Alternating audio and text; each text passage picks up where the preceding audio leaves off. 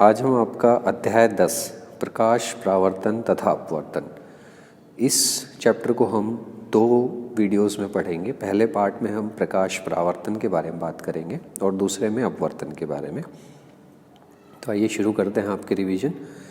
सबसे पहले अगर हम बात करें प्रकाश, वह ऊर्जा जिसके द्वारा हम वस्तुओं को देख सकते हैं उसको प्रकाश कहा जाता है। प्रकाश के गुणों की बात करें तो प्रकाश सरल सीधी रेखाओं में गमन करता है। प्रकाश विद्युत चुंबकीय तरंग, इसलिए इसे संचरण के लिए माध्यम की आवश्यकता नहीं पड़ती। इंपॉर्टेंट पॉइंट है ये। प्रकाश अपारदर्शी वस्तुओं को तीक्ष्ण छाया बनाता है और प्रकाश की चाल निर्वात में सबसे अधिक 3 × 10⁸ मीटर प्रति सेकेंड। तो प्रकाश का परावर्तन की जब हम बात करते हैं तो कोई भी उच्च कोटि की पॉलिश किया हुआ पृष्ठ जैसे कि दर्पण अपने पर पड़ने वाले अधिकांश प्रकाश की परावर्तित कर देता है। तो वो हमें इसमें अब पढ़ना है आगे। तो सबसे पहले जब प्रकाश के परावर्तन के नियम की बात करते हैं तो 2 चीज़ें हैं इसमें। आपतन कोण और परावर्तन कोण जो हैं हमेशा बराबर होते हैं। एंगल I बराबर एंगल R, जो आप छोटी क्लासेस से पढ़ते आ रहे हैं। आपतित किरण, दर्पण के आपतन बिंदु पर अभिलंब तथा परावर्तित किरण, ये तीनों एक ही तल में होती हैं। तो आप देख सकते हैं ये आपतन कोण परावर्तन कोण है, ये अभिलंब बना रखा है और जो जाने वाली किरण होती है आपतित और जो टकराकर वापस आई है उसको परावर्तित बोलते हैं। प्रतिबिंब जो बनता है जिस बिंदु पर कम से कम 2 परावर्तित किरणें प्रतिच्छेदित होती हैं या प्रतीत हो रही हैं उस वहाँ पर प्रतिबिंब आपको बनाना होता है। तो ये ध्यान में रखना है जब आपके किरण आरेख जो है हम बनाएंगे तो वहाँ पे कम से कम जो है हमें 2 किरणों को वहाँ पर प्रतिच्छेदित दिखाना है। 2 तरह के प्रतिबिंब बनते हैं, एक होता है वास्तविक प्रतिबिंब और दूसरा होता है आभासी प्रतिबिंब। वास्तविक, जब प्रकाश की किरणें वास्तव में प्रतिच्छेदित हो रही है, मतलब एक दूसरे से क्रॉस कर रही हैं, जाके मिल रही हैं। आभासी मतलब जिनको हम जो है ऐसे डैश डैश लाइन से एक्सटेंड करते हैं, मतलब हम उसमें वो एक दूसरे से मिल तो नहीं रही लेकिन हम उसको मान के चलते हैं, इसलिए इसका नाम आभासी। इसे हम पर्दे पर प्राप्त कर सकते हैं, वास्तविक को इसको पर्दे पे प्राप्त नहीं किया जा सकता। वास्तविक प्रतिबिंब हमेशा उल्टा होगा, वास्तविक तथा उल्टा, और आभासी हमेशा सीधा होगा। जैसे समतल दर्पण के अंदर जब प्रतिबिंब बन रहा है तो ये हमारा जो है बिंब है ये उसका प्रतिबिंब। तो हमने सबको जो है डॉटेड लाइन से दिखाया, तो ये क्या है, हमारा आभासी प्रतिबिंब है जो कि सीधा बना है। तो ये आपको ध्यान में रखना है। आभासी और सीधा बना हुआ था, प्रतिबिंब का आकार वस्तु के आकार के बराबर था और प्रतिबिंब दर्पण के उतनी ही दूरी पर बना हुआ था जितनी दूरी पे बिंब था, और प्रतिबिंब पार्श्व प्रवर्तित था। पार्श्व प्रवर्तित मतलब आपको पता है कि हमारा जो लेफ्ट होगा वो प्रतिबिंब में जो होगा वो राइट होगा। तो इससे वस्तुओं का दायां बायां प्रतीत होता है और बायां दायां। अब हम मेन जो हमारा है, हम गोलीय दर्पणों के बारे में बात करेंगे इस पार्ट में। गोलीय दर्पण का प्रवर्तन तल अंदर की ओर या बाहर की ओर वक्रीय होता है। आप देख सकते हैं ये अंदर की तरफ या बाहर की तरफ कौन सा हिस्सा आप जो है उसमें परावर्तन के लिए इस्तेमाल कर रहे हैं उसके हिसाब से। तो गोलीय दर्पण परावर्तक पृष्ठ बाहर की ओर वक्रित उत्तल दर्पण कहलाता है और अंदर की ओर जो है अवतल दर्पण कहलाता है।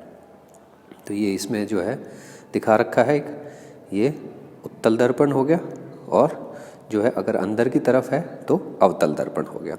अब गोलीय दर्पण में सामान्यतः प्रयुक्त होने वाले कुछ शब्द जो हैं हम देखेंगे। सबसे पहले ध्रुव।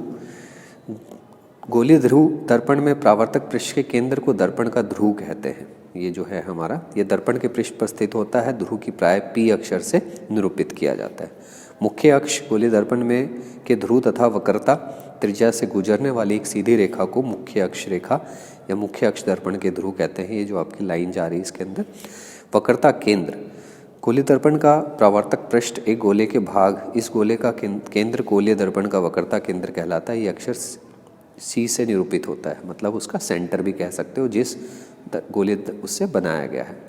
वक्रता त्रिज्या की बात करें, गोलीय दर्पण परावर्तक पृष्ठ जिसे गोले का भाग उसकी त्रिज्या दर्पण की वक्रता त्रिज्या कहलाती है। इसे अक्षर R से निरूपित करते हैं, जो हमारा C से और ध्रुव तक की दूरी थी उसको।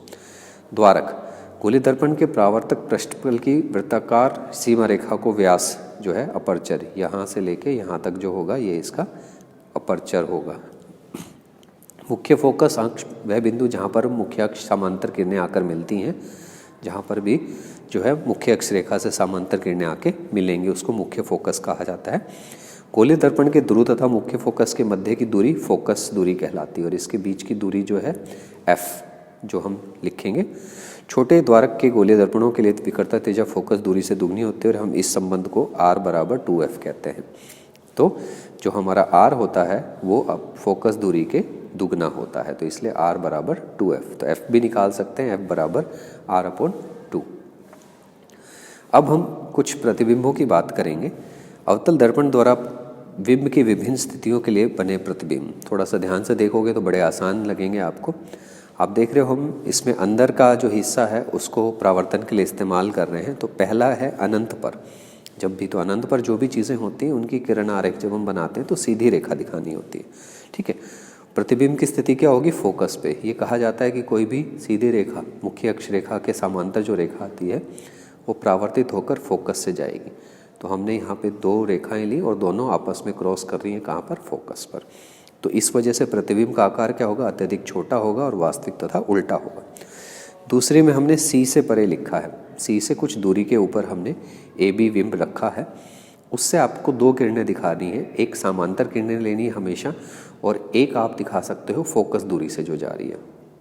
तो जो समांतर है वो परावर्तित होकर फोकस से वापस आएगी और जो फोकस से जा रही है वो परावर्तित होकर समांतर आएगी और जहाँ पर भी एक दूसरे को ये कट करेंगी वहाँ पर आपको इसका प्रतिबिंब बनाना है जो अत्यधिक छोटा होगा और वास्तविक और उल्टा होगा। तीसरा है C पर। जब C के ऊपर बिंब होता है तो प्रतिबिंब भी जो है C के ऊपर ही बनता है, समान आकार का होगा लेकिन वास्तविक और उल्टा होगा। तो जब भी आपको किरण आरेख बनाना है आपको दो चीज़ों का ध्यान रखना है कि जो आप किरणें ले रही हैं उसके अंदर एक समांतर लोगे और एक जो है फोकस दूरी से पास करते हुए लोगे। इन तीनों के अंदर आप देख सकते हैं हमने यही किया है। इसके बाद तीन और पॉइंट है इसके अंदर। जब C और F के बीच में होगा तो अब यहाँ पर जब C से परे था तो C और F के बीच में प्रतिबिंब बन रहा था, अब हमारा बिंब ही C और F के बीच में आ गया। तो यहाँ पर भी हमने एक सीधी रेखा ली है और एक फोकस दूरी से जा रही है। उन दोनों को जहाँ पे क्रॉस होगा वो कहाँ पर हो रहा है? C से परे।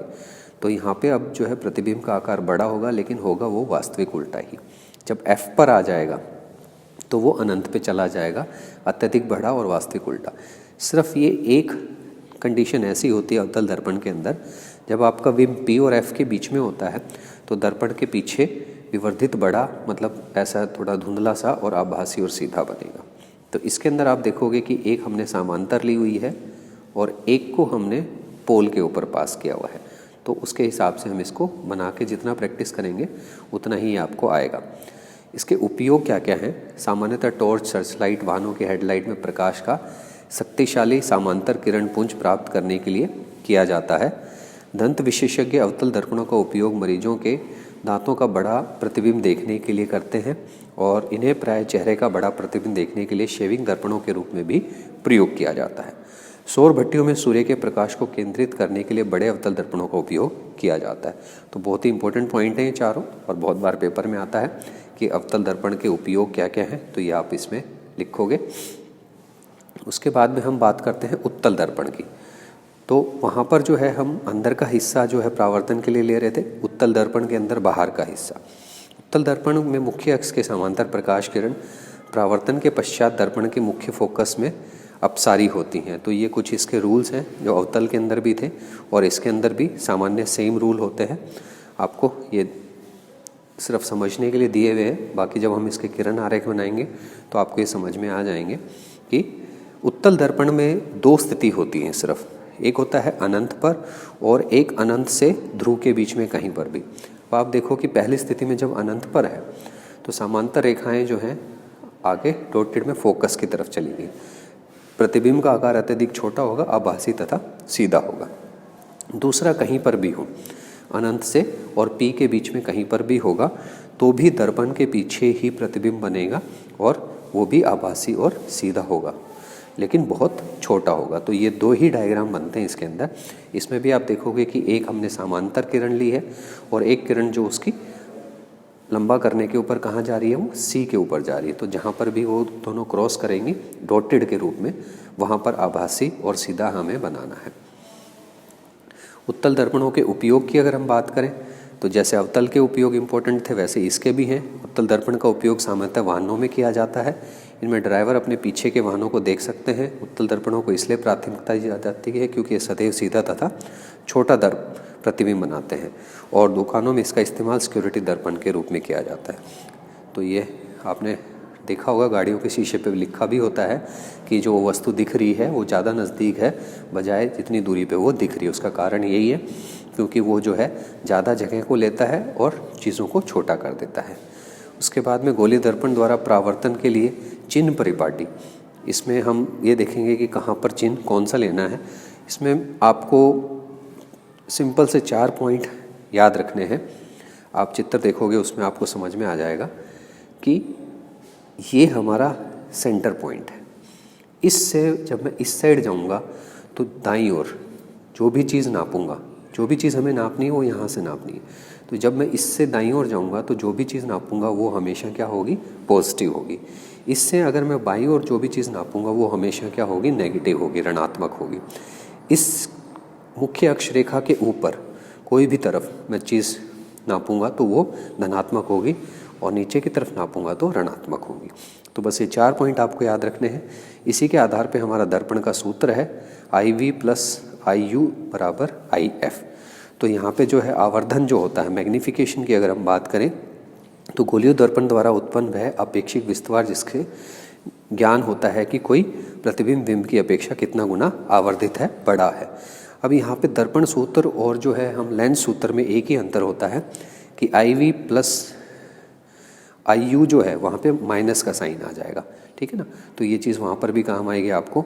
और आवर्धन की जब हम बात करते हैं तो आवर्धन के अंदर जो है फॉर्मूला बनेगा हमारा, 2 फॉर्मूले बन जाते हैं इसके अंदर। एक तो होता है प्रतिबिंब के आकार के, प्रतिबिंब की ऊंचाई और बिंब की ऊंचाई के आधार पे, और एक होता है हमारा प्रतिबिंब और बिंब की दूरी के आधार पे। तो इसमें जो सबसे इम्पोर्टेंट चीज़ है वो आपको क्या याद रखनी, ये पॉइंट्स हैं। यदि आपका जो आवर्धन है वो ऋणात्मक है तो प्रतिबिंब क्या होगा, वास्तविक होगा, ठीक है।